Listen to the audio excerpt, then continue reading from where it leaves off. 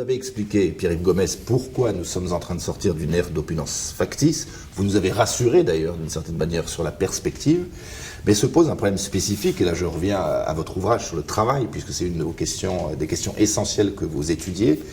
Nous traversons une crise du sens et de la dignité du travail humain. Alors quel est votre diagnostic sur cette question du travail et comment pouvons-nous favoriser une économie qui respecte ce sens et cette dignité du travail humain?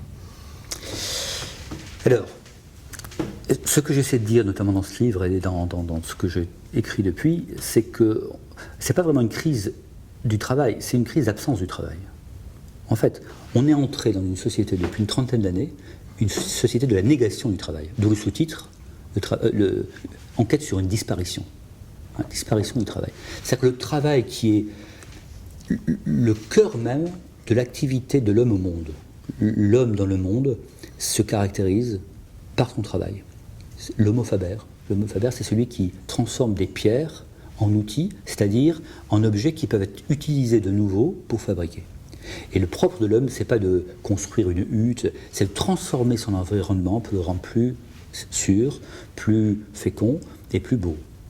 Ça, depuis l'origine, depuis l'humanisation, le propre même de l'homme, l'homme est l'animal qui transforme son environnement. Et qui transforme son environnement par le travail qu'il exerce. Et travail, il ne faut pas penser au travail salarié dans l'usine ou au travail quotidien. C'est l'acte même de travailler, c'est d'être au monde par cette confrontation aux contraintes de l'environnement et le fait de les dépasser pour imposer ce qu'on juge, encore une fois, plus sûr, plus fécond et plus beau. Donc le travail est le cœur même de toute société. Or, depuis une trentaine d'années, le travail a disparu. Je parle des sociétés occidentales avancées dans le progrès. Disparu parce que la société de loisirs, la société de divertissement, la société de ludique, comme on dit, du jeu, a été avancée et considérée comme la quintessence de la civilisation.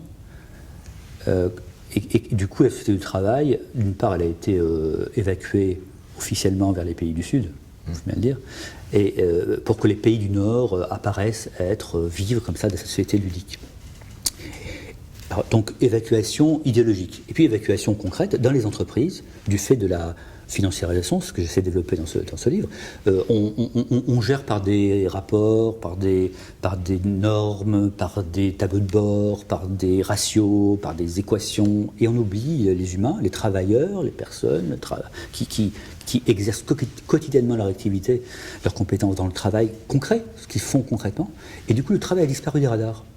Ce qui apparaît, c'est le profit, c'est le résultat, c'est la performance, mais le travail des gens, ce que font réellement les personnes, ça a disparu, y compris l'interrogation des économistes, qui s'intéressent à l'emploi, qui s'intéressent aux compétences, mais qui ne s'intéressent pas au travail concret. Que font les personnes? Donc, pour moi, il y a une crise, et donc une crise de la dignité. C'est pas que le travail est devenu indigne, ça serait injuste de dire ça. Les conditions de travail sont évidemment améliorées. Les conditions objectives sont évidemment notamment par rapport au 19e siècle, vous parlez de la révolution industrielle tout à l'heure. Tout à fait, ça serait injuste de dire qu'on travaille, c'est terrible aujourd'hui, et même s'il y a une intensification terrifiante, s'il y a des rythmes, c'est vrai, mais on travaille relativement moins en extension qu'il y a un siècle, et dans des conditions plus confortables, admettons-le. Pour autant, ce qui est nié, c'est le sens du travail. À quoi ça sert? Pourquoi une société fondée sur le travail? Que veut dire qu'il existe des travailleurs, des personnes qui, par leur travail, contribuent à la communauté, contribuent à établir un peuple au travail. Ça a été perdu, et c'est du coup cette dignité de l'homme au travail qui a été perdue.